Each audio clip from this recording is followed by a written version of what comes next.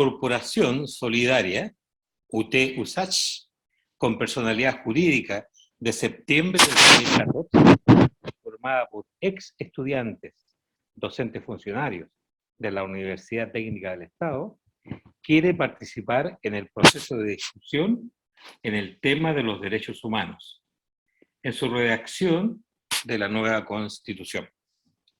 Nuestra historia. Nosotros, estudiantes, docentes y funcionarios de la universidad, el 11 de septiembre del año 73, concurrimos masivamente a la universidad con el propósito de apoyar y defender su gobierno. En la madrugada fue acallada su radio y destruía la exposición Por la Vida Siempre, que sería inaugurada por nuestro presidente Salvador Allende, además de anunciar plebiscito. Ese 11, la universidad fue bombardeada, brutalmente acribillada por la metralla, su casa central y la Escuela de Artes y Oficios. Muere sin posibilidad de atención el funcionario Hugo Araya y cae herida en su rostro nuestra querida Marianela Vega. Sus marcas aún esperan justicia. El 12 de septiembre las instalaciones fueron allanadas y se detiene a casi 1 millar de compañeros. Fuimos apresados. Osiel Núñez es sometido a simulacro de fusilamiento en el Patio de las Rosas. Fuimos trasladados al Estadio de Chile. Fuimos sometidos a todo tipo de torturas. Nuestro Víctor Jara es acribillado con 40 disparos a quemarropa. Muchos otros son asesinados. Nuestro rector Enrique Kirber es enviado a la isla Dawson sin cargo alguno. Nuestra historia de compromiso fiel, leal y de respeto a los derechos humanos nos avala y queremos expresar una posición clara en torno al tema de los derechos humanos. Hemos realizado 3 cabildos abiertos, con participación de nuestros socios y amigos.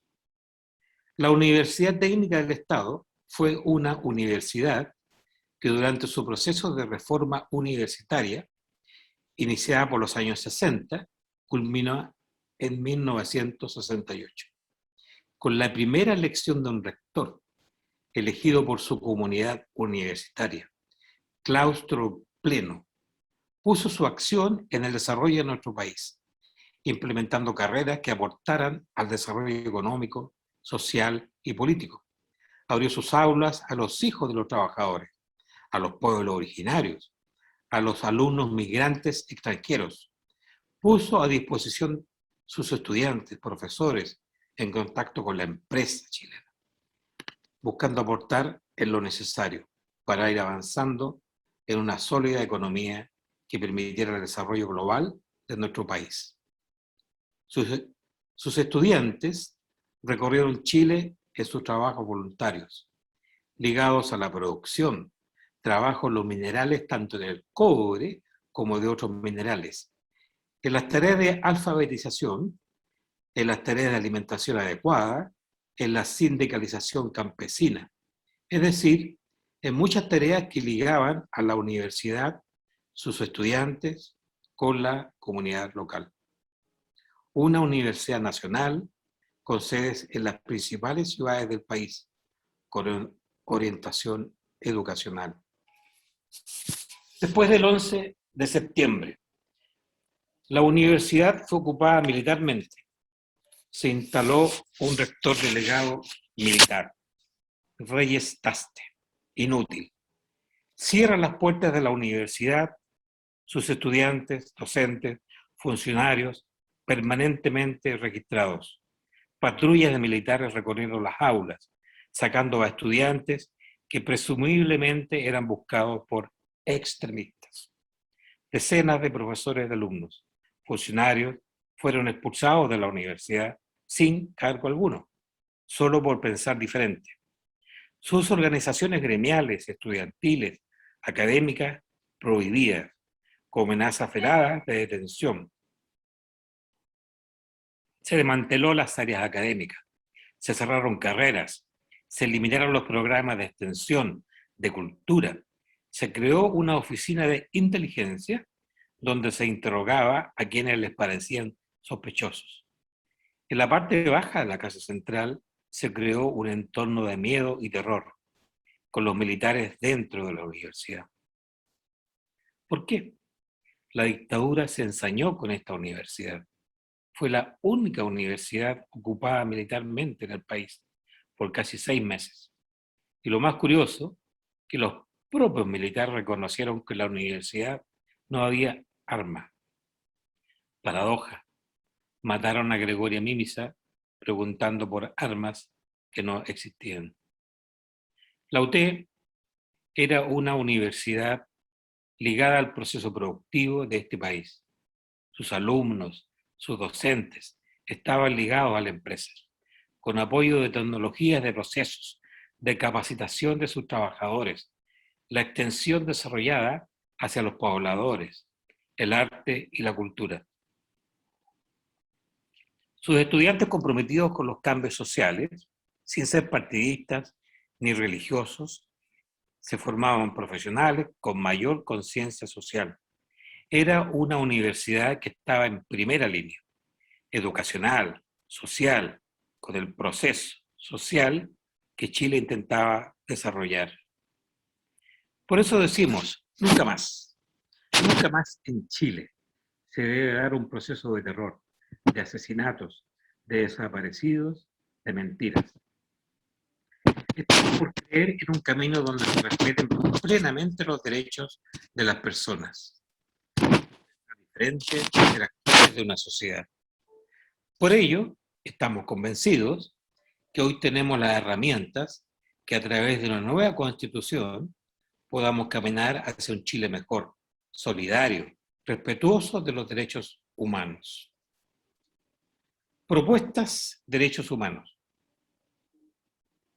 Nuestra propuesta a la redacción del capítulo de los derechos humanos en la nueva Constitución considera lo siguiente. La Declaración Universal de Derechos Humanos, adoptada y proclamada por la Asamblea General de las Naciones Unidas el 10 de diciembre de 1948, en sus consideraciones principales dice: la libertad, la justicia y la paz en el mundo tienen por base el reconocimiento de la dignidad intrínseca y de los derechos iguales e inalienables de todos los miembros de la familia humana. Los derechos humanos se han proclamado como la aspiración más elevada del hombre, el advenimiento de un mundo en que los seres humanos, liberados del temor y de la miseria, disfruten de la libertad de la palabra y de la libertad de creencias. Los derechos humanos deben ser protegidos por un régimen de derecho, de tal forma que el hombre pueda ejercer el supremo recurso de la rebelión contra la tiranía. Consideraciones claramente en el artículo. En la nueva Constitución deberán quedar claramente establecidas cuáles deben ser las nuevas reglas y sus consideraciones, más amplias que la Carta Fundamental de las Naciones Unidas del año 1948. El Estado chileno aún no implementa cambios claves en Carabineros y Fuerzas Armadas. El Ejército debe cesar de enviar a sus oficiales a las escuelas de las Américas. En este siglo XXI de tanta modernidad, existen nuevos derechos humanos que deben ser incluidos. Solo mencionamos algunos. El derecho a la paz, el derecho al desarrollo del medio ambiente, el derecho a un planeta sano, el derecho al patrimonio común de la humanidad, el derecho a la salud, el derecho a una vivienda digna, el derecho a la educación de compromiso con la sociedad, el derecho al trabajo, el derecho a los sindicatos, el derecho de los pueblos originarios a su cultura, a su determinación, a su lengua, diferentes orientaciones sexuales, el derecho a la vida digna como cuestión fundamental, el derecho a equivocarse como fundamental, ya que si no tenemos derecho a equivocarnos, no tenemos cómo corregir los errores, porque no tenemos cómo verlos. Las tiranías jamás se equivocan, porque para equivocarse se tiene que aceptar que no es autoridad. El derecho a cambiar de opinión, cambiar de forma de pensar, para moverse en un espacio de respeto al otro. Necesitamos no ser dueños de la verdad. El derecho a irse de donde uno está, pues la convivencia no tiene que ser una cárcel. Solidaridad entre países industrializados y países en vías de desarrollo. El derecho fundamental de los recursos naturales de un país solo deben ser de propiedad del país. La integración como la cooperación para el desarrollo, el mantenimiento de la paz y la resolución de conflictos. La democracia verdadera, donde el pueblo participe en todos los niveles de tal modo que sea parte con derecho a voz y voto en todos los departamentos de gobierno, y el cuidado de una buena gobernabilidad. La autodeterminación de los pueblos, pleno derecho. Libertad de expresión. La militarización debe terminar. Ha conducido a la destrucción de la sociedad civil. Estamos subyugados a quienes viven de la guerra, gastando cada país sumas millonarias que deben ser destinadas a mejorar condiciones de vida en todos sus ámbitos.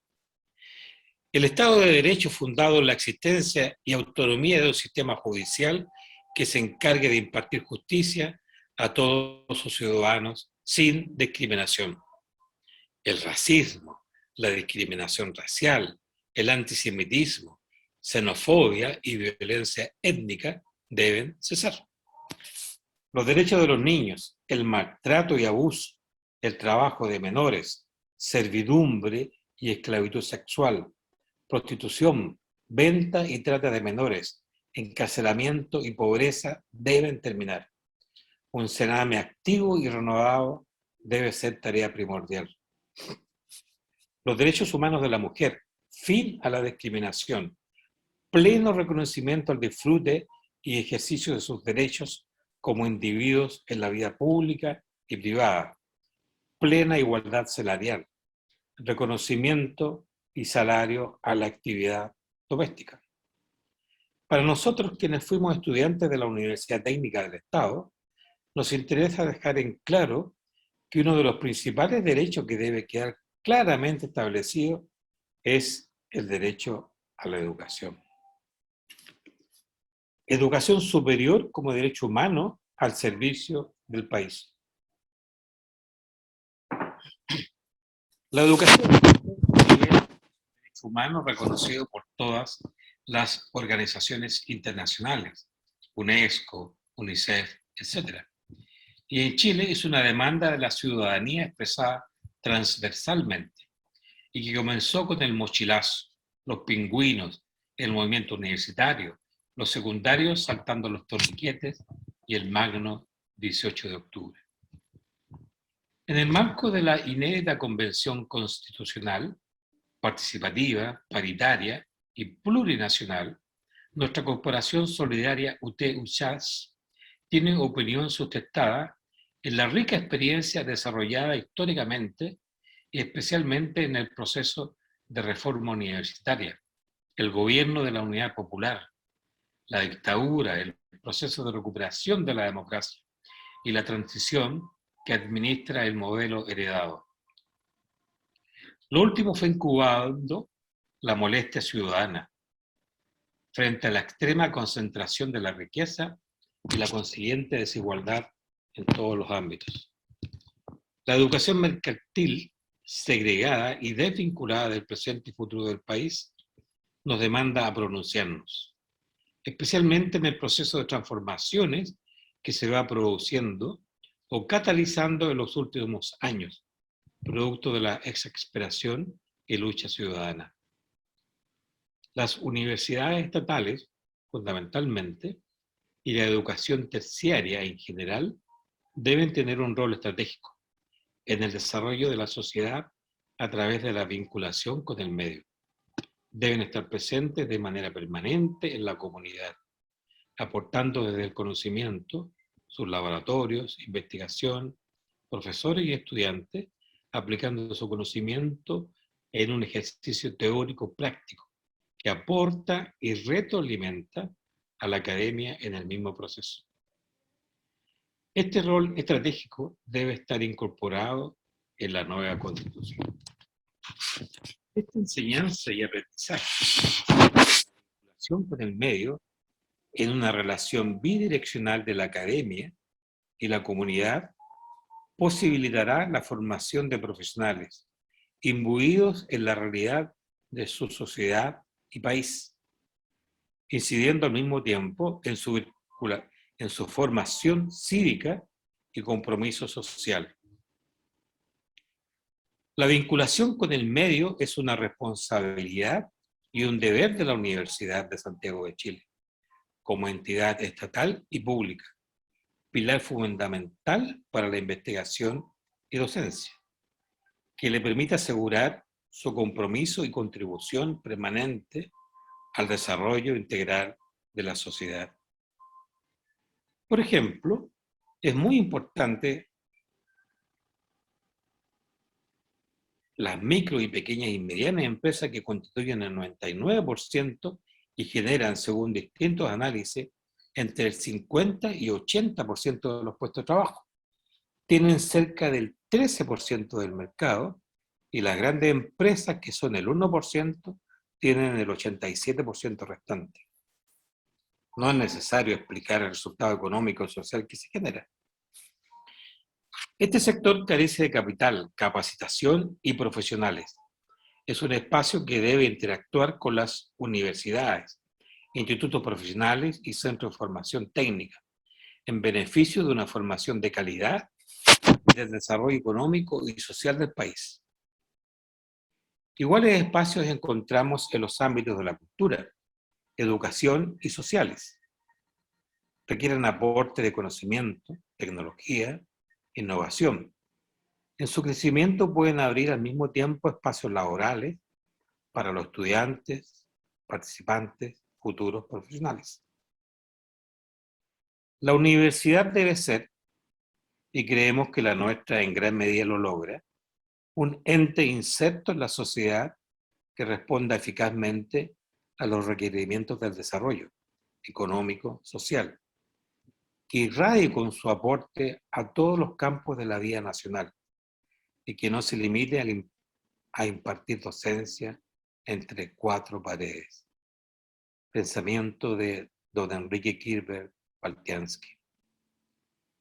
La realidad contemporánea cuenta con grandes responsabilidades, desde un conocimiento que mezcle profusamente con información científico-técnica que se duplica cada 5 años, con más información en los últimos 30 años que los 500 años anteriores, con el 50% de la tecnología cambiando cada década, pero al mismo tiempo presentando un gran desafío para incorporarnos equitativamente en esta vorágine que se va reflejando en todas las actividades del hombre y la sociedad. Estas consideraciones son parte de una sociedad que se desenvuelve dentro de un modelo económico universal, globalizado, pero al mismo tiempo en un mundo extraordinariamente segmentado y dividido entre desarrollados y subdesarrollados. Cuando miramos hacia el futuro, vemos numerosas incertidumbres sobre lo que será el mundo de nuestros hijos, de nuestros nietos y de los hijos de nuestros nietos. Pero al menos de algo podemos estar seguros. Si queremos que la Tierra pueda satisfacer las necesidades de los seres humanos que la habitan, entonces la sociedad humana deberá transformarse. Así, el mundo de mañana deberá ser fundamentalmente diferente del que conocemos hoy. Debemos, por consiguiente, trabajar para construir un futuro viable. La democracia, la equidad y la justicia social, la paz y la armonía con nuestro entorno natural deben ser las palabras claves de este mundo en devenir.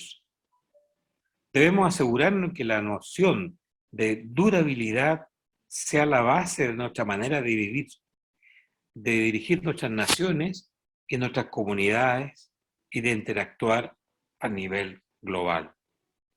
Pensamiento de Edgar Morin.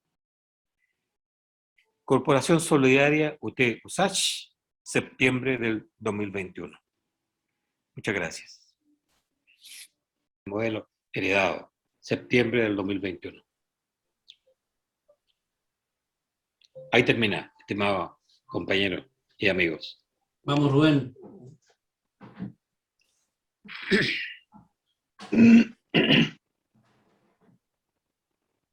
Voy por agua.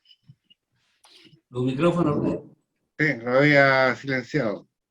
Oye, habiendo escuchado la declaración emitida, digamos, no sé, pues, alguien, alguna opinión, una consulta u opinión, como una idea por ahí. Sí, de mi parte, Verónica, sí, buenas tardes, buenas noches. De mi parte, eché de menos un tema que se planteó, bueno, que es el tema de las Fuerzas Armadas, que recuerdo que se debatió con bastante intensidad en cuanto a tiempo y dedicación, digamos, las opiniones. Y de lo que lo que se indicaba en la discusión, recuerdo que era la importancia de que hubiese igualdad en el acceso a o de condiciones para ingresar a la alta oficialidad. La escuela No matrices. sé si se llama, claro, no sé si se llama alta oficialidad, pero en el fondo a la escuela oficiales.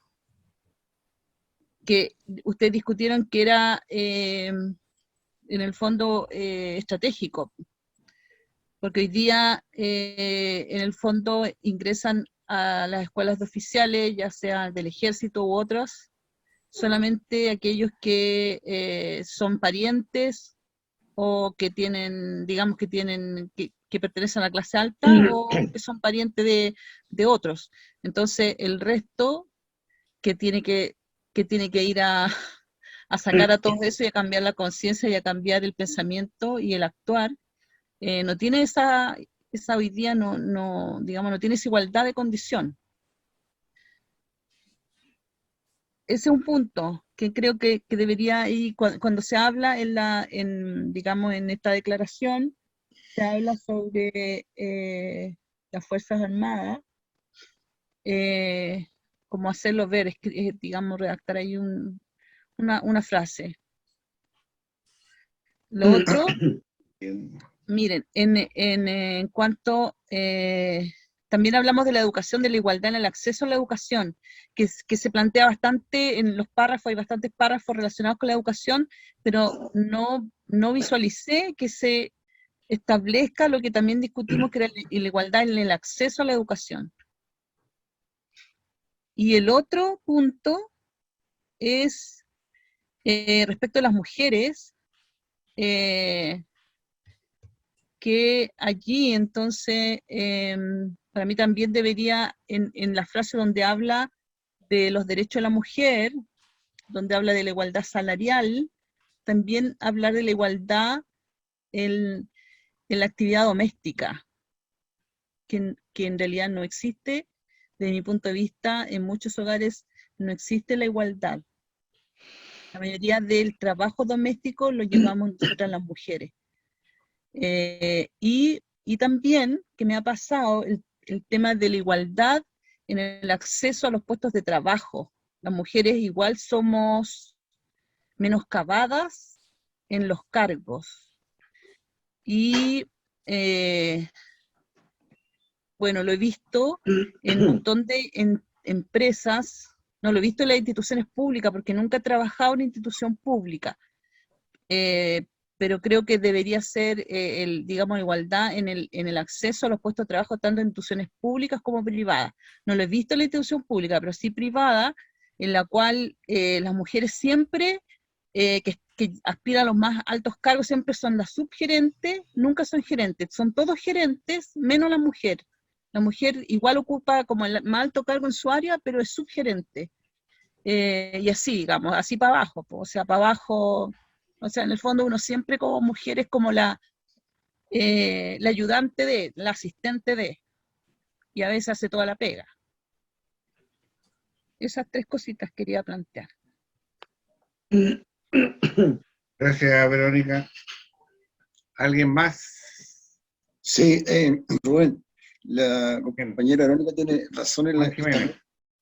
está como se llama, muy... el problema de las Fuerzas Armadas solamente se hace una capite de que no vayan a la Escuela de las Américas. Tampoco tienen que ir a las universidades de la derecha que van a todo, ¿cómo se llama? A la Católica, al desarrollo, van ¿cómo se llama? A estudiar allá las políticas de ese sector. Entonces yo creo que, lo que decía la compañera Verónica, yo creo que el acceso a las escuelas matrices de las Fuerzas Armadas tiene que ser un acceso para todos, o sea, igualdad para todos, porque no solamente nuestra gente va a ser suboficial, va a ser tropa, también tiene que llegar a general. Eso. Eso hay que, yo creo que le ponía un poquito más de hincapié a eso.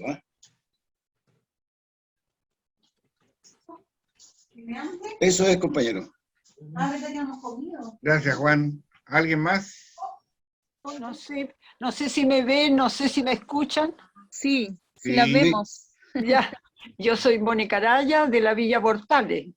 Ya disculpen que no había participado anteriormente por situaciones también que tenemos en la villa y que estamos con este cambio que hemos ganado la municipalidad y hemos estado viendo también el trabajo de los concejales y territoriales que hoy día existen y la división del territorio con respecto a cómo se va a implementar la municipalidad para hacer un trabajo más permanente.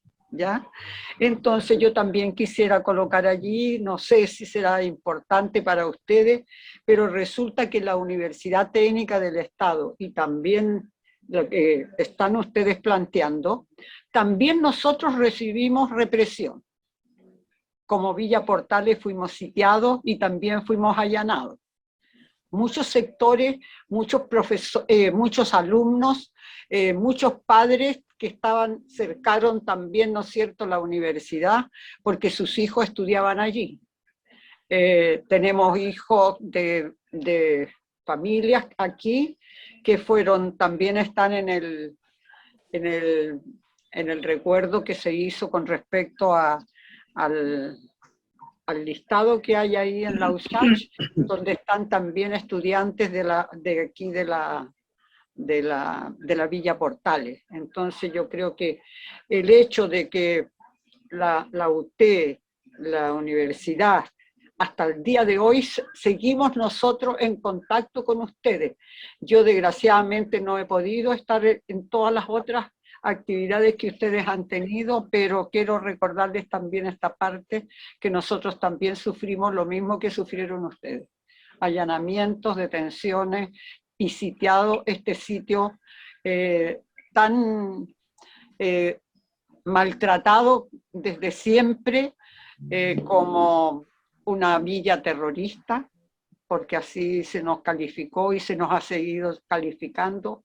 Esperamos con este nuevo alcalde poder tener una calificación distinta y tener un apoyo diferente. Nosotros queremos agradecer en este momento con ustedes también cómo la universidad se ha abierto para incluir a estudiantes, a algunos pobladores que pudieran trabajar, que pudieran hacer cursos diferentes. Siempre ha estado presente la universidad para nosotros. Y eso también quiero agradecerles, pero quiero que ustedes sepan que nosotros también sufrimos represión en el mismo tiempo que ustedes estaban en la universidad, adentro, detenidos, nosotros también tuvimos lo mismo. Disculpen, podríamos agregar lo que usted dice en la parte de la historia que Emilio planteó que nos estaba faltando en la declaración, porque en la declaración aparece, digamos, todo el sufrimiento que vivió la generación que en el fondo estudió en el año 73. Y faltó desde el 80 en adelante, del 80 al 90, Entonces ahí podríamos incluir también lo que usted nos dice. ¿Por qué? Porque nosotros, en realidad, nosotros cada día que hacíamos protesta, porque a veces teníamos protestas todos los días, digamos en el 85 y 86 sobre todo, nosotros ¿dónde escapábamos? Escapábamos a la villa. Y a la villa era nuestro refugio, porque ahí los vecinos eran los que nos acogían y nos abrían las puertas para poder escondernos. De lo contrario, bueno, habríamos sido más los muertos, o más los heridos y más todo. Entonces nos ayudó mucho, digamos, los vecinos de la villa nos ayudaron mucho. Digamos, corríamos, Claro. saltábamos la reja, no sé. Lo que yo quiero decir es que en los momentos del golpe, nosotros también recibimos ese golpe. Perfecto, claro. Habría que entonces incorporarlo. Desde O sea, 73 y post 73. Claro, lo recibimos igual. Nosotros nos sitiaron, nos prohibieron salir de la villa, estábamos totalmente sitiados. Entonces también recibimos esa represión y también hubieron muchos hogares donde estudiantes que eran ahí y que también eran dirigentes, también los sacaron de la villa en los mismos momentos que a ustedes estaban sacándolos también. O sea, tuvimos el mismo trato de ustedes. Gracias, el testimonio muy interesante. Antes de darle la palabra a Apolo, digamos que uno de los terroristas viejos de la villa, quisiera recordar un detalle. Cuando estábamos detenidos en el estadio, yo me acuerdo de haber visto a un ser humano ahí vestido en bata de levantarse y pantuflas, ¿sí? Y a un par de niños de alrededor de 8 o 10 años, que fueron detenidos, digamos, ahí estaban junto con nosotros y decíamos, ¿qué hacen estos cabros chicos acá? ¿Y qué hace este caballero? Así que debería estar en su dormitorio por el atuendo. Y claro, también se habían asomado a mirar y fueron detenidos y metidos Entonces, eso, digamos, creo que el caso como ese debía haber habido muchos más, digamos, no sé, digamos. Bueno, Apolo, por favor. Casi el micrófono, Apolo.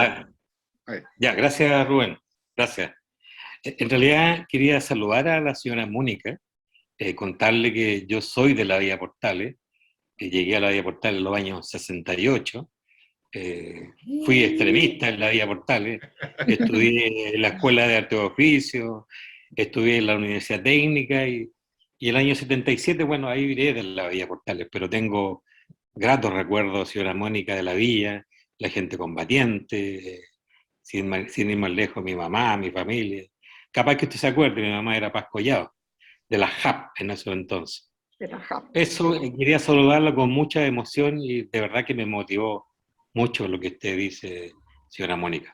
Ahora, con respecto al planteamiento de colocar más elementos contundentes en relación al ejército, yo creo que es muy válido. Lo mismo de agregar lo que pasó en la villa y subrayar también con mucha atención toda la perspectiva de la mujer en la nueva constitución. Definitivamente merecen más, mucho más, y ser nuestras compañeras de la vida, digamos, y del trabajo y de todo, ser iguales en todo. Así es que eso creo que es interesante y debe estar colocado, por supuesto. Mónica, gusto saludarla. Gracias, gracias. Igualmente yo a todos ustedes, disculpen, le decía a Juanita de no haber podido, yo soy presidenta de la Junta de Vecinos de la Villa Portales y de verdad que tenemos mucho trabajo hoy día más que nada por la nueva constitución que tenemos frente a la municipalidad.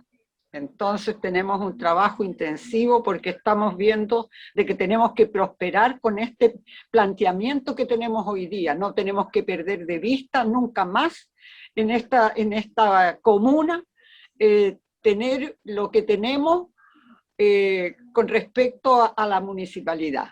Hoy día tenemos a Felipe Muñoz como el alcalde, a quien hicimos gran propaganda para poder tener un alcalde diferente. Hemos sufrido mucho nosotros como Villa Portales, nunca se nos ha entregado absolutamente nada, todo lo contrario, hemos sido prácticamente dejados de lado.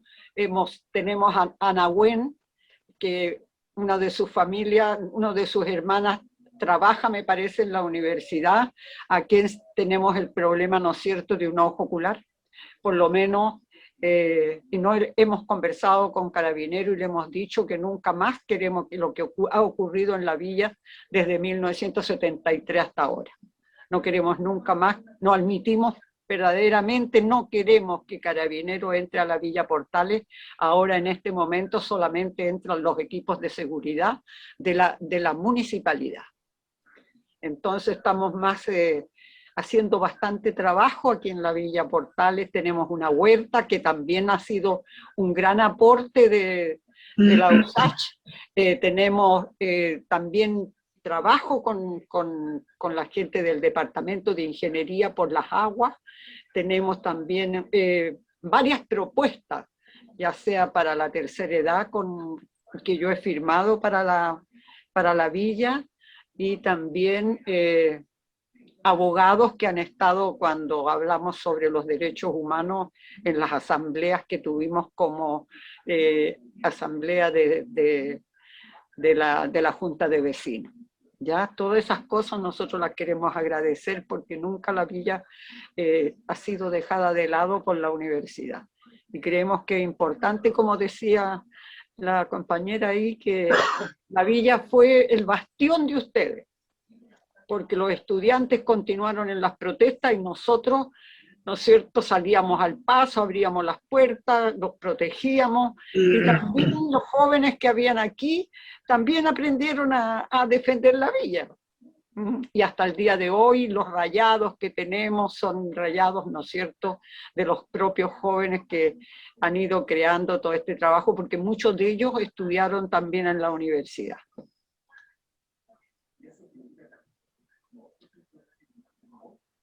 Muchas gracias. Impresionante el testimonio. ¿Alguien más quiere decir alguna cosa por ahí? Omar estaba pidiendo la palabra. Por favor. Sí, un saludo a todos los compañeros, como siempre. Saludar también a las mujeres presentes, Verónica, la señora Norma Araya. Importante testimonio de ella. Bueno, yo quería referirme al punto del documento en que habla de sindicato. Y que se extendiera un poquito eso, ¿ya? Porque sindicalización es lo más triste de todo este periodo de dictadura, pseudodemocracia, que hace con que se haya empequeñecido la sindicalización, aun cuando hablan algunos de que hay mayor cantidad de sindicatos, hay menos gente sindicalizada. Y el otro concepto que debe remarcarse ahí también es universidad abierta a los trabajadores para propender a su desarrollo integral, ¿no? Eso sería mi aporte.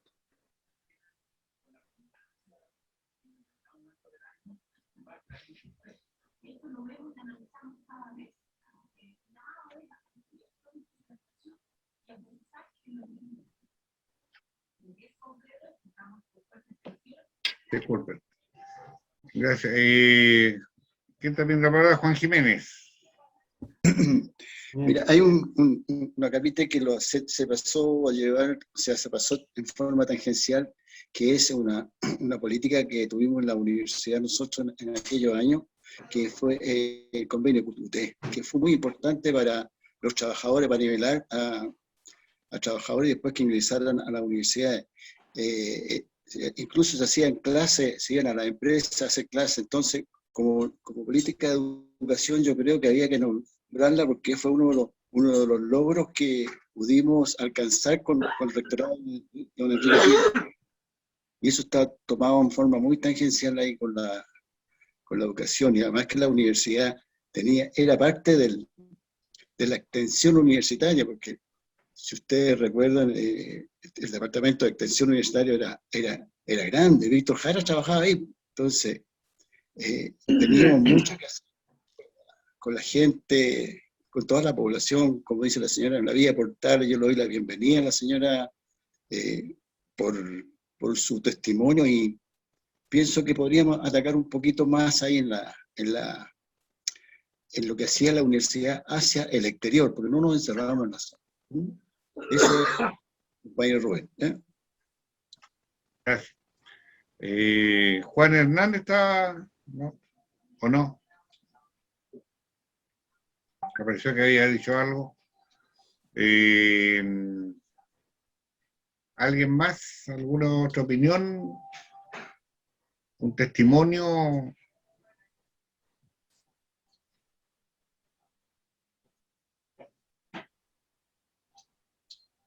¿Qué pasa? ¿Estamos tímidos hoy? Una consulta, Emilio, Verónica. Sergio Campo, disculpen, Sergio Campo sería la persona que redactaría parte de la historia que vivimos nosotros entre el 80 y el 90. Mira, yo hablé con él, pero no me dijo nada. Estamos buscando a Víctor Vega, que es el que tiene una gran historia sobre la USACH en el periodo posterior. Para pedirle un poco, algunos más antecedentes. Yo tengo bastante antecedentes de ese periodo, así que no hay problema, ¿no? Ah, ok, Podemos compararlo también un poco, ¿no? claro, Invité a Sergio hoy día que viniera, pero bueno, tú sabes. sí. Sí, me gustaría igual cuando esté redactado que me lo pudiera compartir, porque creo que de todo el grupo nuestro, fui la que estuve más años en la U. Perfecto. No Que problema. algunos compañeros los expulsaron y volvieron después del 90. Estuvieron algunos años, pero los expulsaron, y así otros también perdieron la carrera.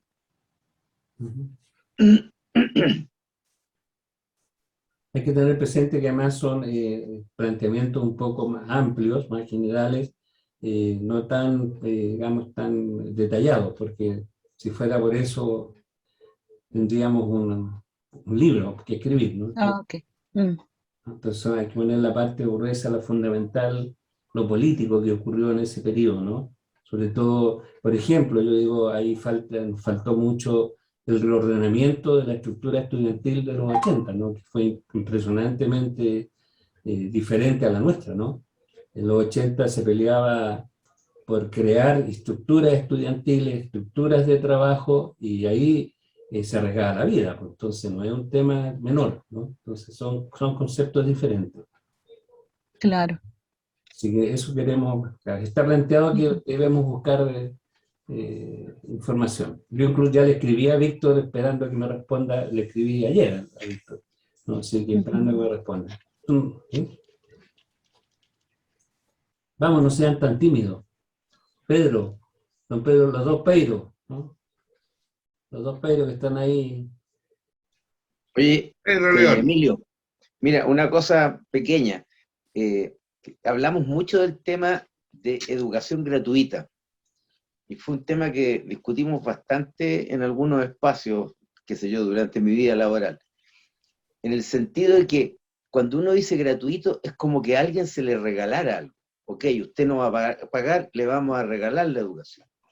Y en realidad cuando hemos hablado, estamos hablando de la educación como un derecho, pero un derecho que en realidad no es gratuito. O sea, un estudiante que no paga una colegiatura, no es que lo haga sin haber aportado nada. Es decir, el Estado está financiando eso. Y sus padres, sus abuelos, sus hermanos que trabajan, etcétera, todos están pagando impuestos. Distintos tipos de impuestos, desde los que reciben medianos ingresos hasta aquellos que pagan el IVA. Por tanto, la educación que recibe tiene que ver también con el aporte que están haciendo durante 10, 15, 20, 30 años sus familias al Estado. Y el Estado lo que está haciendo es reintegrarle aquel aporte que tiene distintas formas, incluso el de su madre, que se queda en una casa cuidando a los hijos, que ha hecho ese aporte al Estado, y el Estado lo devuelve a través de la educación. Porque a mí siempre me ha sonado esto de la gratuidad, como que le voy a regalar algo a alguien, y en realidad está recibiendo aquello que ha aportado a la familia, su espacio laboral, etcétera, y no se puede regalar. No se puede regalar porque son recursos que vienen desde la ciudadanía a través de distintos caminos hacia el Estado. Eso. Y una cosa importante, no se olviden que la OT no era gratuita, no era 100% gratuito, ¿no? Entonces también es interesante lo que dice Pedro, pero son parte de las cosas que se están planteando. Pedro Hermosilla, está pidiendo la palabra por ahí. Dale. Yo, referente a la educación gratuita, quizás el término gratuidad es el que no representa lo que es, como dice Pedro. Pero la verdad, la cosa que yo tengo es algo que me molesta. Y un poco lo planteaba Ociel. No sé si fue en una reunión del conversatorio que hemos tenido o en otra que lo vi a él en una entrevista que le hicieron sobre el OT. Pero, como decía Emilio, recordemos que nosotros creamos, con la reforma, el pago de matrícula diferenciada. Entonces, si bien es cierto, los impuestos los pagan nuestros padres y nosotros pagamos ahora la de nuestros hijos, etcétera, el Estado nos retribuye, pero aquí hay una cosa curiosa. Resulta que la clase media para abajo es la que paga impuestos. El resto no paga. No paga. Entonces, la gratuidad se refiere a un nivel socioeconómico.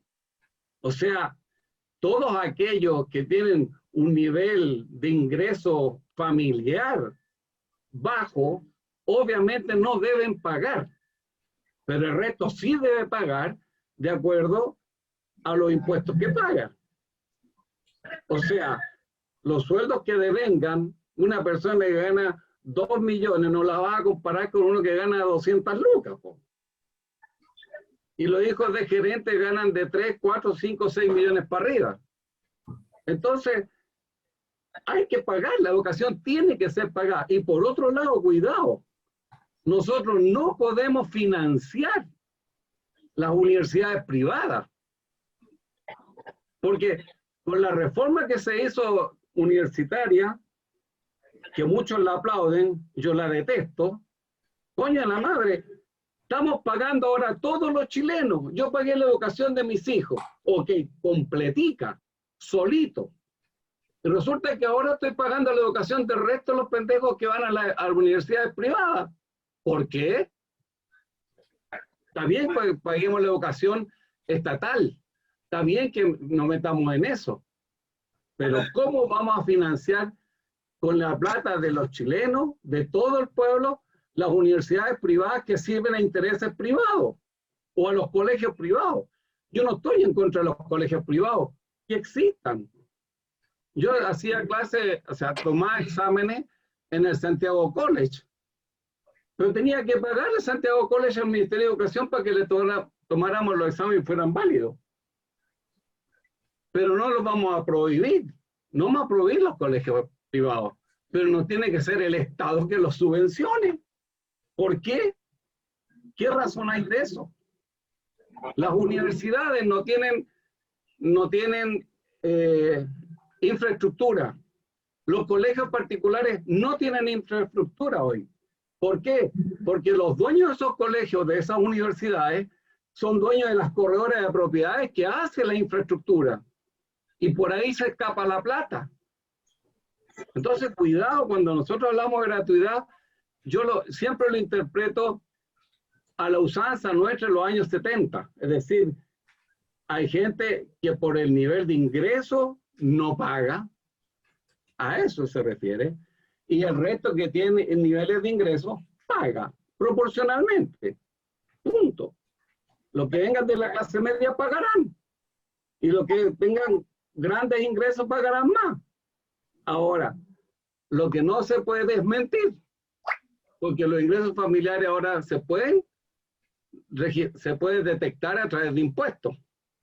Y eso es lo que hay que, la trampa que hay que ponerle en el derecho. O sea, el derecho usted lo va a cumplir y va a ser fiscalizado.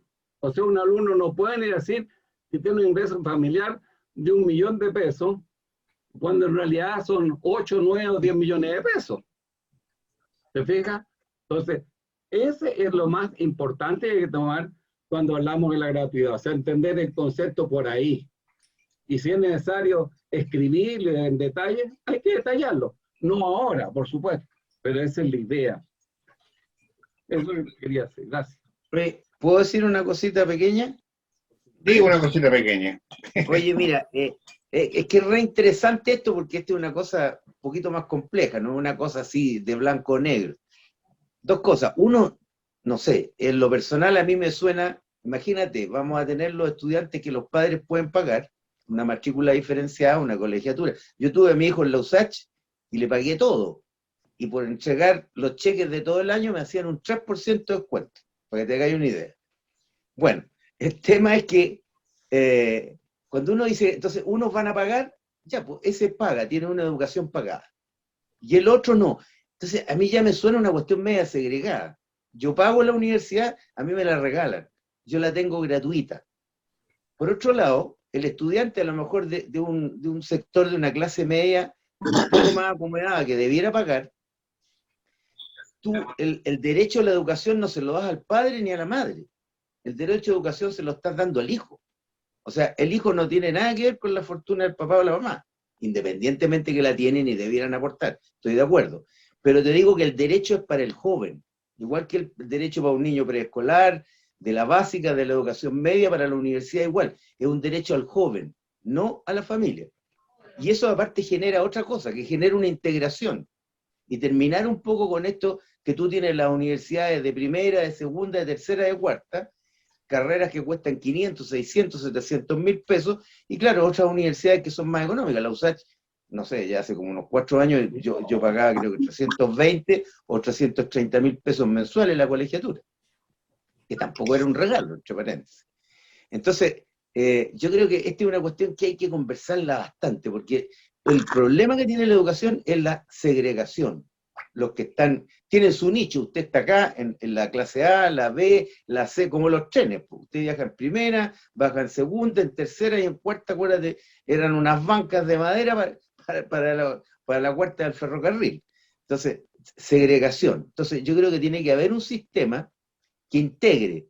Y entonces cuando se encuentren en el patio dos jóvenes, no digan, oye, pero mi viejo paga, y tu papá, no, a mí me regalan la educación. O sea, hay que terminar un poco con esa separación, en que los jóvenes se sientan integrados con derechos iguales y parecidos, y que son para ellos, más allá de sus padres. Entendiendo el argumento, que no puede ser que a lo mejor un tipo que gana 10 millones le demos la educación gratuita cuando podría pagar, pero eso existe porque tenemos estas universidades privadas que por ley no debieran lucrar, pero tal como dices tú, Pedro, lo hacen a través de las inmobiliarias.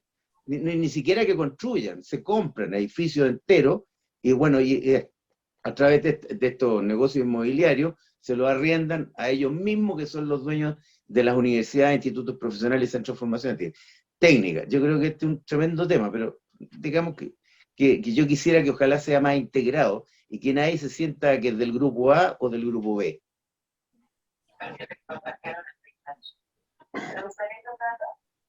¿Alguna otra opinión? Yo quiero referirme bien a la educación. Yo fui estudiante normalista y estudiábamos en esos años en las normales que hoy día también ustedes ocupan, la Belardo Núñez.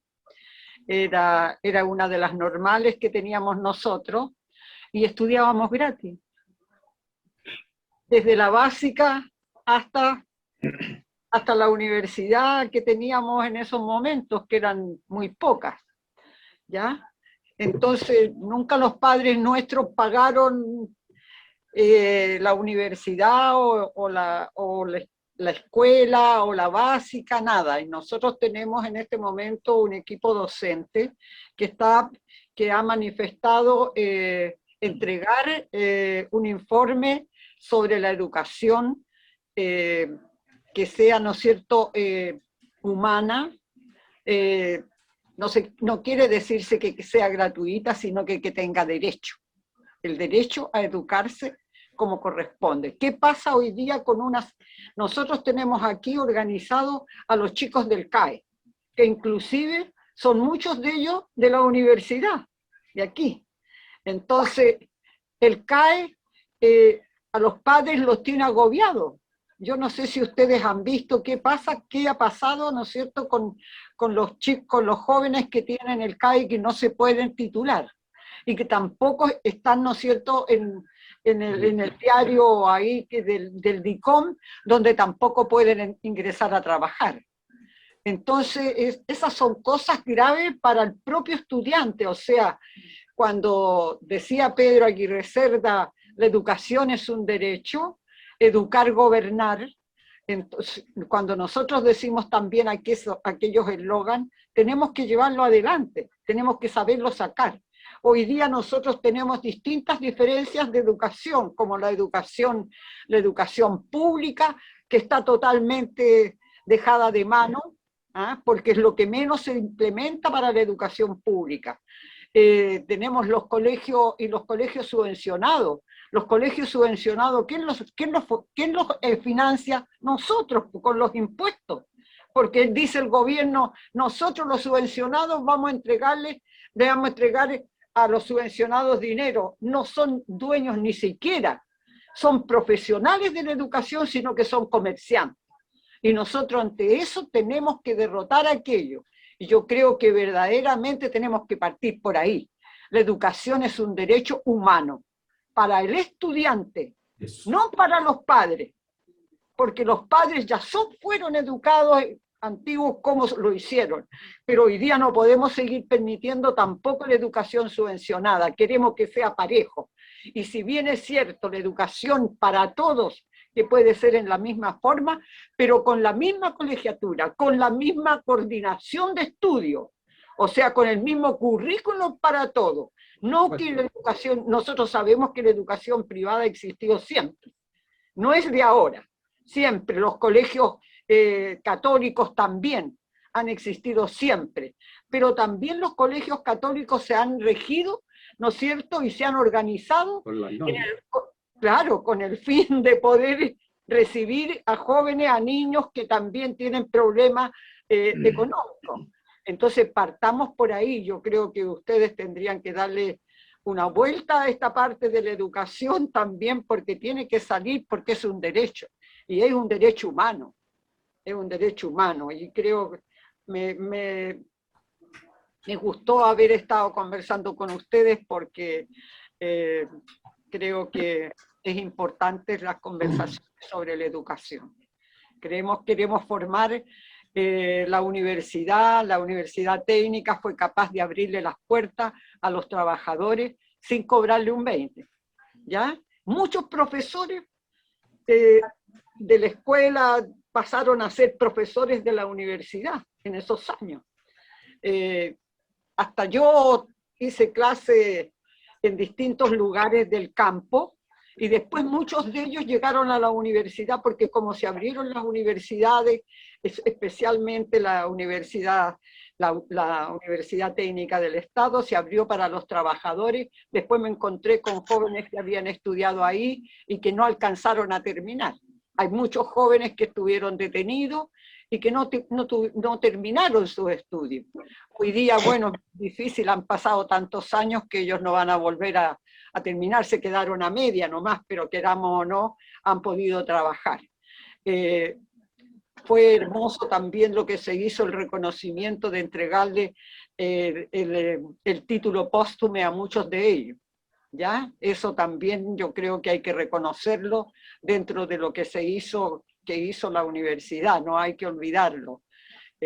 También fueron padres de aquí, de la villa, a recibir el título póstumo en aquella época.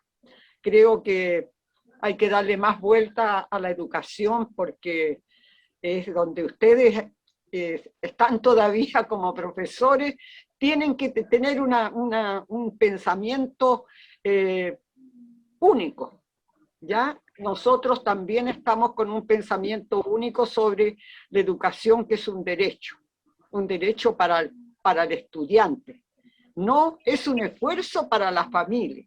Y ese es el problema, porque hoy día hasta la familia tiene le van a embargar porque los niños no pagan, los chicos no pueden pagar porque no les permiten trabajar. Entonces también hay problemas muy graves. Yo creo que no tan solo en la villa, sino que en distintos lugares, si juntáramos a todos los chicos del CAE de lo que hizo el presidente Lago, que creo que le dio la posibilidad a los bancos, más que nada la ganancia a los bancos, más que el privilegio a los estudiantes, ¿ya? Creo que ustedes también tienen que darle más vuelta a esto de la educación.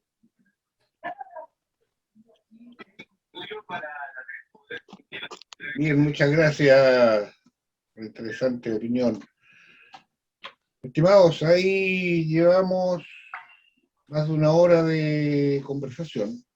Tenemos como objetivo discutir el documento que se leyó al comienzo.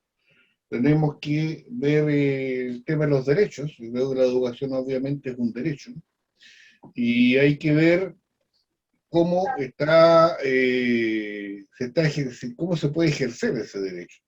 Y dentro de esto hay varias visiones, digamos. Una de ellas también es pensar de que el Estado financia la educación porque se hace cargo de la formación de sus profesionales para su futuro, ¿verdad?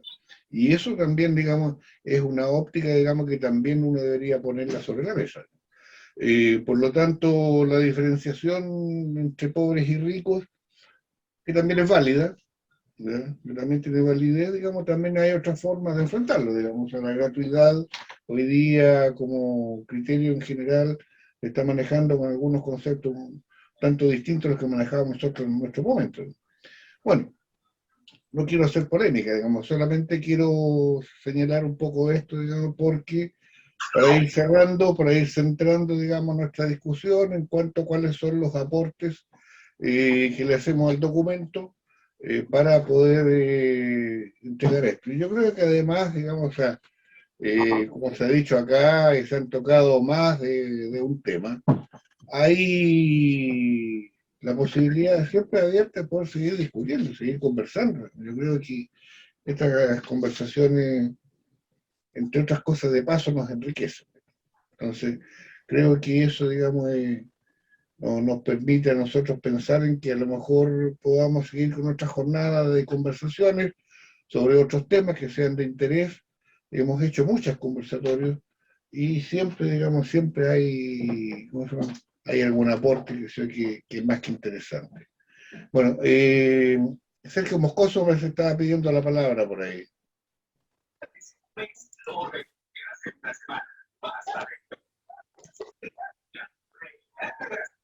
Sergio, te escucho. Estás con el micrófono apagado, no te escuchamos. Sí, claro, estamos tiene el teléfono. Pues.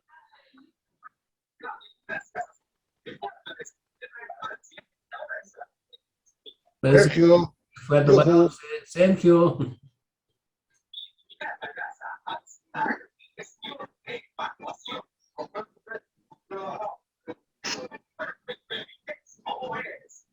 Sergio, si no activas el micrófono no podemos escucharte.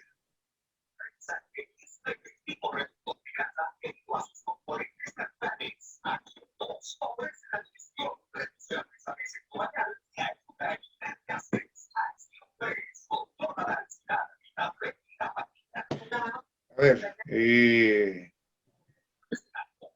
mientras Sergio se activa, ¿alguna otra opinión? ¿Algún Alexis? Ya que me obligáis.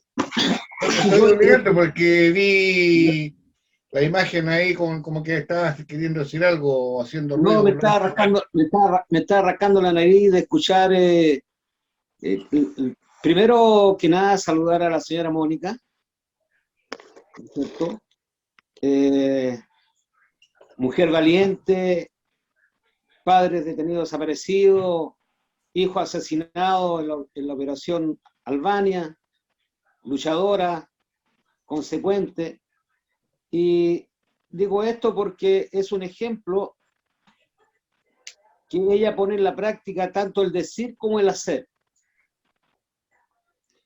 Toda esta conversación que hemos sostenido, hemos dicho muchas cosas, pero a mí me gustaría, tratando de volver a tiempos antiguos, que también hay que hacer. ¿Cómo nosotros, con más experiencia, llevamos esto a la práctica en los lugares donde trabajamos, donde vivimos? Porque el grueso de la población no tiene la capacidad intelectual o política que tiene este grupo, y nos vemos enfrentados con la población que todavía no está ni ahí, que todavía si no trabajo no como, no le importan una serie de situaciones, ¿no es cierto? Y vemos que, y lo digo en forma personal, vemos que las conducciones erráticas de la masa que está pensando hoy día nos lleva a generar un sinnúmero de dificultades. Entonces, si yo catalogo esto como un proceso de acumulación de fuerza, creo que vamos muy lento. Y es hora de pasar de todo lo que se ha conversado, se ha expuesto, a verlo cómo lo llevamos a la práctica. Y al llevarlo a la práctica han salido muchos temas que, como decía Emilio, si no hacemos síntesis, va a salir un libro. Y hay que ver cómo la redacción final toma todos estos tópicos para que los constituyentes lo puedan expresar. Porque esta es la expresión de un equipo reducido. Y yo me pregunto cuánta gente ha ido a las exposiciones y cómo se va a seguir desarrollando la línea gruesa de la Constitución. Recuerden que aquí va a venir la línea gruesa y después va a venir, ¿no es cierto?, todas las leyes que van a permitir los avances que nosotros queremos, que tampoco van a ser todos los que queremos, porque hoy día no tenemos esa capacidad, espero equivocarme, de lograr influir que en la Constitución se avancen en cosas bien fundamentales. El derecho a la educación, el derecho a la salud, el derecho al hogar, porque muchos de la gente joven trabaja la pareja y en la casa no se transmite la idea de un mundo mejor, porque ambos trabajan, tienen que juntar plata, pagar cuentas, no les alcanza, la educación es cara. Entonces, ¿cómo nosotros somos capaces, en esto de la memoria que estamos reviviendo, hacer una síntesis que permita ser una bala trazadora para los cambios que vienen? Eso. Gracias, Alexis. Sergio Moscoso. Ahora sí. Te escuchamos, Sergio. Ahora sí me escuchan. Sí, ahora sí. Ya. Dale. A mí me parece, primero va a poner, para no alargarme, que los derechos, como todo derecho, es un derecho, eso es lo que estamos diciendo. Es algo a lo cual uno tiene derecho, si quiere lo ejerce, si quiere no lo ejerce. Cuando hablamos de derecho a la educación, estamos hablando de que todos los jóvenes tengan ese derecho y lo puedan usar, cosa que en este momento no se puede, no está garantizado y el Estado no asume la obligación de garantizar ese derecho. Ese es como primer punto. Lo segundo es que hay cuestiones prácticas. Nosotros, claro, en los años 70 los que estábamos en la universidad éramos, a pesar de todo, de que era una educación gratuita, era un grupo pequeño. Hoy en día la educación terciaria, como se le llama, o la educación superior, alcanza un grupo bastante más grande, en función de que también, como me parece que Pedro decía por allí, es todo un negocio. Se ha transformado la educación, se ha transformado en que es una muy buena fuente de ingresos para ciertos empresarios. Y esa cantidad pequeña, nosotros intentamos en la universidad, en nuestra querida UTE, que bajo la dirección del rector Kirber, llegara a los más amplios rincones de la sociedad en su momento. Hoy en día las cuestiones se ven un poco distintas. Aquí la lógica del mercado pesa sobre todo esto, y es una lógica que lamentablemente nosotros estamos metidos en esa sociedad. Y por tanto, cualquier derecho a la educación, a la salud, a pensiones dignas, y en fin, una serie de derechos, al final significan que hay que financiarlo, hay que costearlo, hay que tener plata de alguna parte. Y eso es el punto que quería ir. Para tener dinero para garantizar eso se requiere una transformación profunda de la sociedad, lo que no está planteado a través de esta Constitución. La Constitución se está planteando un modelo de Estado un poco más democrático que el que tenemos garantizado por la Constitución del 80, o por el que definió, no garantiza ningún grado de democracia, por el que definió esa Constitución. Pero, como decía, no recuerdo quién antes en una reunión anterior, esto no es la Constitución que va a definir un Estado socialista en que los medios de producción pasan a la propiedad del pueblo. Esto no es eso. No tenemos la correlación de fuerzas para poder ni siquiera plantearnos eso por ahora. No están las fuerzas alineadas de esa forma. Y eso es algo que tenemos que tener bien en cuenta. Por tanto, necesariamente vamos a estar restringidos, ¿cierto?, por el modelo de sociedad que tenemos y que no está pensado modificar con esta Constitución. Y es una discusión que vendrá, como planteaba, me parece, Raúl Palacio, un poco más adelante, a ver cómo seguimos con esto, cómo va la cuestión. Por ahora me parece que lo básico es esto, pelear por los derechos. Después veremos la forma práctica de financiar esos derechos, cómo peleamos para que nosotros peleamos bastante, ¿cierto? Todos fuimos partícipes de la lucha por el presupuesto para la universidad. Y fue una pelea dura. Siempre faltaba la plata para intentar llegar a más puntos. Y cuando por fin se veía como que se podía lograr, vino el mazazo terrible de la dictadura y que tiró todo eso, lo poco que se había construido, lo tiró por el suelo. En resumen, yo diría que el derecho a la educación es algo que en este instante hay que pedir que se garantice.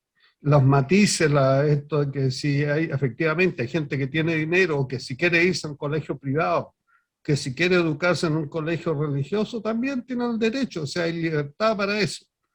Pero el que quiera educarse y que no tiene los medios debe tener también el derecho a poder ejercer el derecho a la educación. Eso es lo que yo quería decir. Perfecto. Gracias, Sergio. Apolo.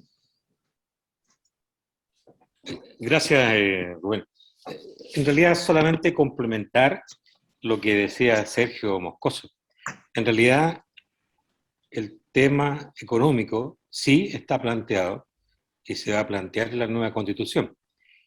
Las reservas naturales, incluso en la Carta de las Naciones Unidas, se reconocen como derechos inalienables de cada país. El petróleo, por ejemplo, en la gran mayoría de los países son dueñas los estados, salvo donde se mete el imperialismo y compra a través de sus empresas el derecho a la extracción, tal como lo ha hecho acá en Chile con el cobre y ahora el litio con otra nación gigante, China. Entonces, en la nueva constitución, en lo que se está escribiendo, sí hay cambios en el modelo económico, van a haber cambios, que por supuesto van a tener que ser refrendados por leyes. Pero incluso en la constitución actual, el cobre se reconoce como chileno, como propiedad de Chile. Lo que pasa es que en la constitución, o cuando se hace el cambio y se permite a las empresas extranjeras invertir, es un cambio nominal, pero la constitución está en la constitución actual. Se reconoce al cobre como propiedad de los chilenos. No ha sido cambiada el término de nacionalización o ahora de renacionalización.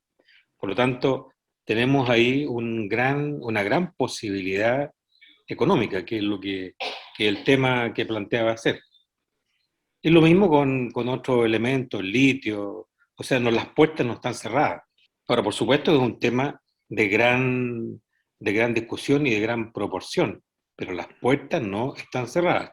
De igual forma, el modelo, incluso el modelo presidencial, puede ser cambiado en la Constitución. Qué sé yo, o cambiar de sistema presidencial a un sistema parlamentario, eso está y va a ser discutido. Entonces, eso es lo que quería, digamos, complementar solamente.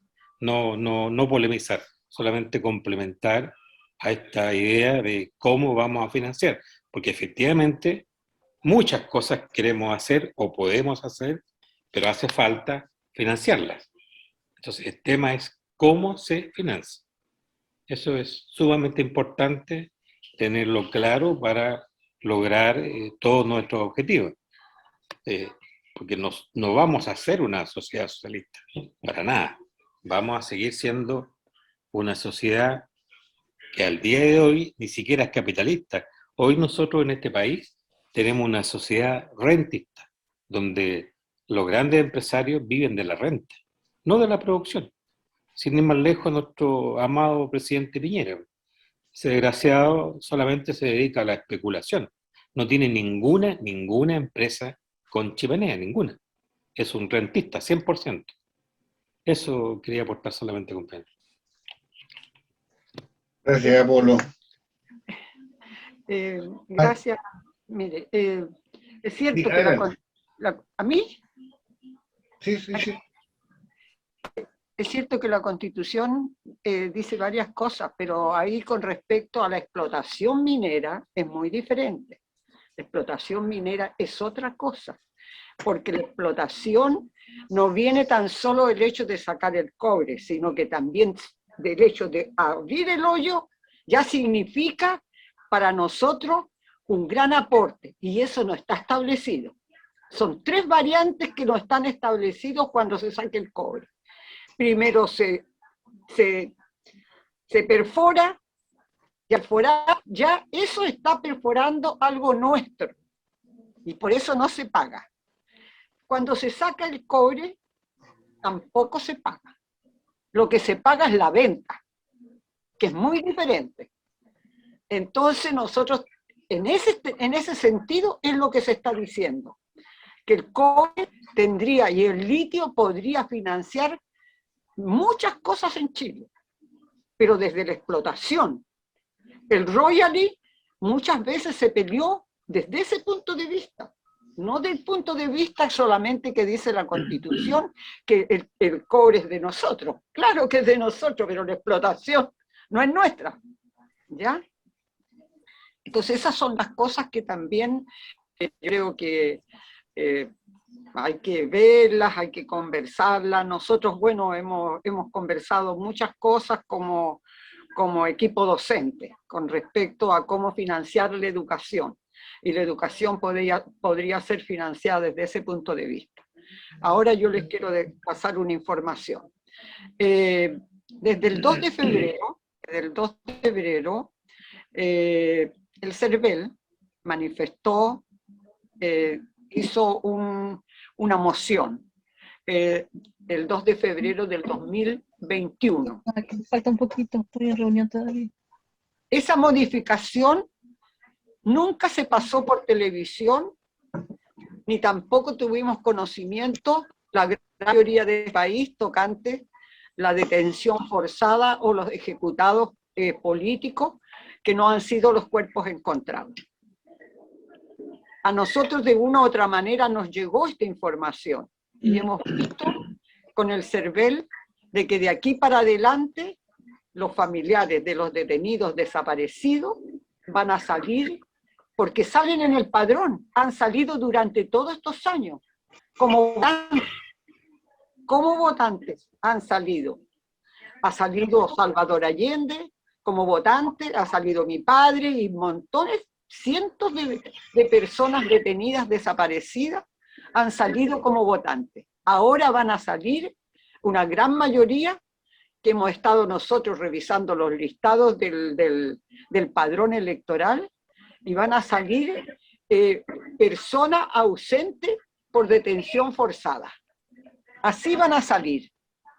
Y esa modificación se hizo el 2 de febrero de 2020. El CERVEL manifestó hacerle un homenaje a los detenidos desaparecidos, pero nunca nosotros supimos, ¿ya? Para que ustedes sepan, y cuando vayan a tomar el padrón o estén ahí, van a encontrar que hay familiares de los detenidos desaparecidos con esta leyenda que va a salir en el CERVEL. Con respecto a lo que yo creo que ustedes tienen mucha experiencia, tienen mucho trabajo, yo creo que ustedes podrían aportar mucho a un buen informe.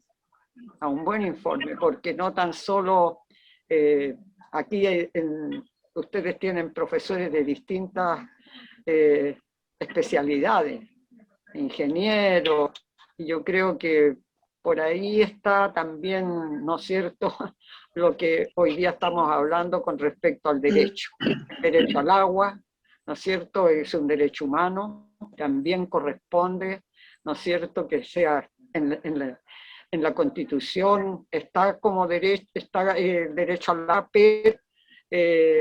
han habido complicidades con respecto al agua para que sea vendida, ¿ya? Entonces, las propias mineras, cómo han intervenido, ¿no es cierto?, en los territorios con respecto a hacerlos territorios críticos prácticamente con respecto al agua, que no pueden en algunos lugares, entonces no tienen agua. Son cosas que también ustedes tienen ingenieros en eso, y podrían también entregar una formación. Creo que más que nosotros somos, yo soy bien lectora, ¿ya?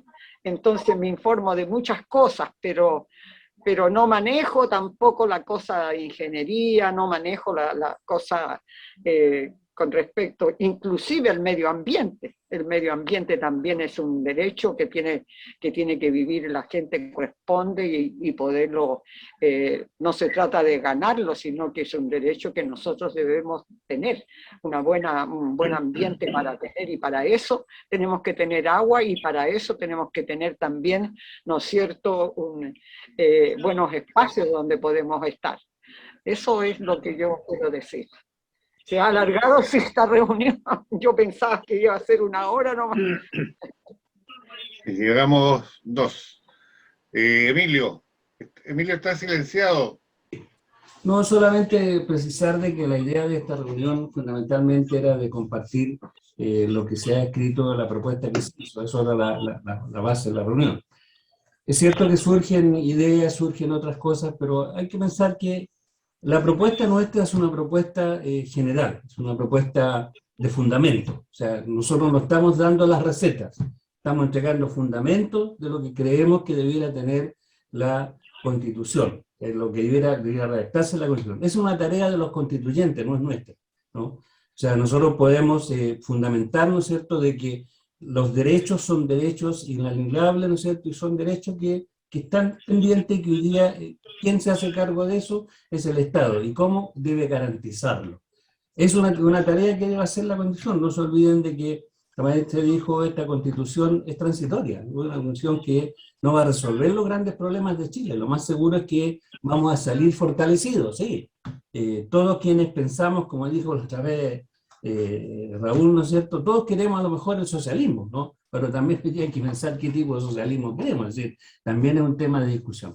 Yo creo que lo que se ha dicho, ¿no es cierto?, lo que se expuso en nuestra propuesta, independiente de que hay que incorporar el tema de la generación del 80, hay que incorporar un poco de, que es lo que yo tomé nota, ¿no es cierto?, del sindicalismo, ¿no es cierto?, tal vez precisar un poco más menos, ¿no es cierto?, el tema de la educación gratuita, o no gratuita, o como se quiera plantear, pero al final de cuentas, como decían por ahí, Sergio decía, son derechos, y los derechos son los que nosotros tenemos que garantizar. Yo creo que podemos realmente avanzar, creo que la declaración nuestra tiene, ¿no es cierto?, los fundamentos, están planteados los derechos que nos interesa, que debieran ser fortalecidos en esta Constitución, y que al final del Estado es el que tiene que resolver. Ahora, ¿cómo lo resuelve? Tema seguramente de una discusión, qué Estado queremos, ¿no es cierto?, qué tipo de producción queremos, que es algo que viene como para más adelante.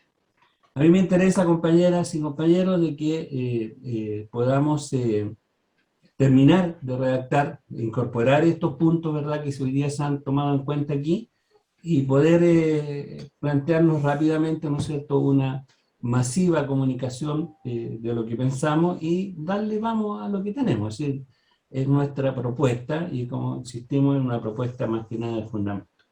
Así que yo sugiero, compañeros, que tomemos en cuenta lo que se ha planteado, que se haga una revisión, se haga una revisión de algunos puntos que ahí se han planteado, y que hagamos algo que ojalá de aquí a pasado mañana tengamos ya una propuesta definitiva.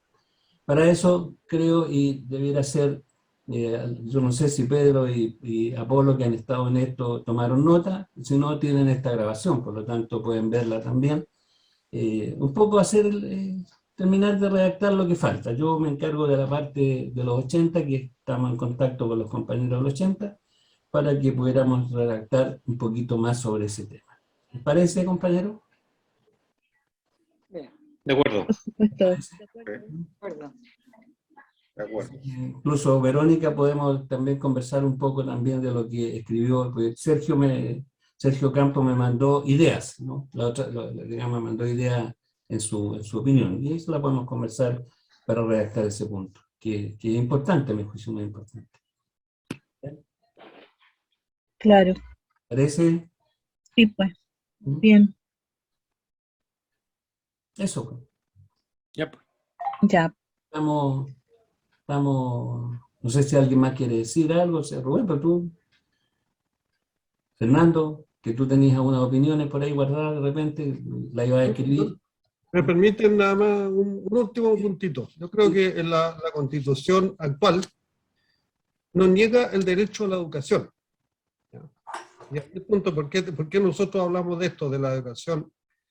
Lo que sí dice que el Estado no tiene que preocuparse de la educación. O sea, el Estado lo que le pasa es plata a los privados para que den ese derecho. Y eso es lo que nosotros tenemos que hacer la gran diferencia. Que no puede ser, el Estado tiene que encargarse directamente de crear los establecimientos educacionales para garantizar esos derechos. Eso. Punto. Bien. Creo que antes de cerrar, que creo que en general estamos de acuerdo, yo voy a transmitir simplemente, digamos, una palabra que en algún momento escuché por ahí que me llamó la atención, digamos, sobre el carácter de la nueva constitución que debe venir, digamos. Y la palabra era post-neoliberal, que es hasta donde debiera llegar, digamos, esta constitución, por un tema que se habló en algún momento, correlación de fuerza, que no se puede avanzar, digamos, hacia una más hacer un sistema de sociedad más avanzado. Creo que esto, digamos, más o menos, a mí me gustó mucho porque simplemente dice, digamos, que dada la situación actual, dadas las condiciones, digamos, hasta dónde podemos llegar, y uno de los objetivos es superar el neoliberalismo. El capitalismo ya veremos, digamos, será para una etapa posterior, ojalá que sea rápido, pero eso. Bien. Si no hay alguien más que quiera decir algo, no. Entonces quisiera agradecer la presencia de todos y cada uno de ustedes y esperaremos que el equipo redactor nos envíe las incorporaciones y que esto en lo posible sea enviado a la brevedad a quien corresponde, que son los constituyentes. Quisiera la participación, agradecer la participación de todos, y en particular también, bueno, a la compañera Mónica, que realmente ha hecho un aporte muy emotivo y interesante, y brillante también, hay que decir las cosas como son. Muchas gracias a todos, ¿ya? Nos veremos próximamente, ya buscaremos el motivo para juntarnos y seguir conversando. Muchas gracias, nos vemos. Muchas gracias, muchas gracias. Gracias a todos. Muy buenas noches. Que se Nos encontramos constituyen, próximamente. vienen, bueno, hartas cosas que hacer. Chao, chao. Sí. Chao. Chao, chao. Chao.